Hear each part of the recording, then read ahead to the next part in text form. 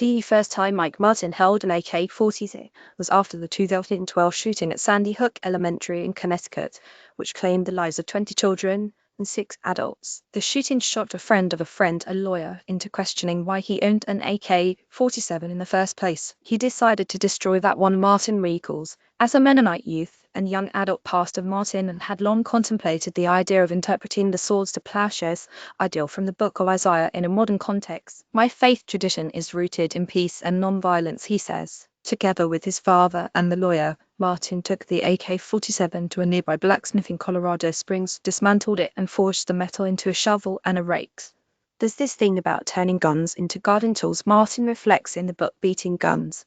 You have to add some heat, a little more than 2,000 degrees of controlled flame. This moment sparked the beginning of RAW Tools War Spelled Backwards, a non-profit Martin now runs full-time, and a movement spanning 4 states with affiliates in Buffalo, NY, Philadelphia, Parr, and Asheville, North Carolina.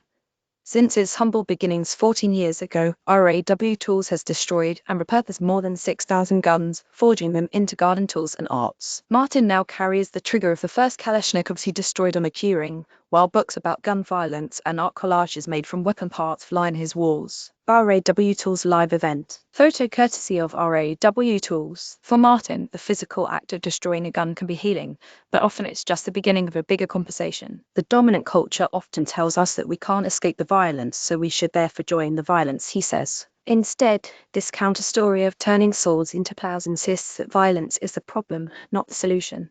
Anybody can fill out a form on the RAW Tools website or respond to the buyback program, Guns to Gardens, and arrange to donate their gun in exchange for a grocery cart. A national network of hundreds of volunteers, blacksmiths, woodworkers, and artists will even pick up firearms from donors' homes.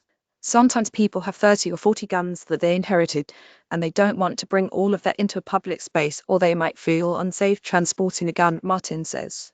Donors often want to be involved in transforming the weapon into a force for good. We've had veterans, police chiefs, grandmothers, and little kids take part in the action, Martin recalls. Hunters too have been some of the best allies, he adds. Gun owners don't want gun violence either, weighed down by negative news. Our Smart Bright weekly newsletter is the uplift you've been looking for.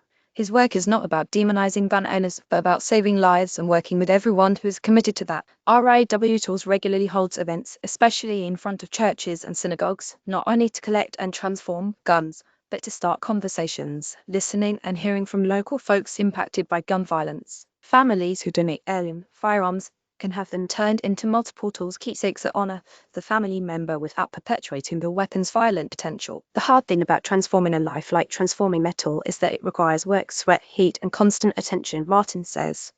At least once a month, someone who has lost a loved one to suicide reaches out to RAW Tools. Suicide by gun is responsible for more than 58% of all gun deaths in the US, according to the Johns Hopkins Bloomberg School of Public Health.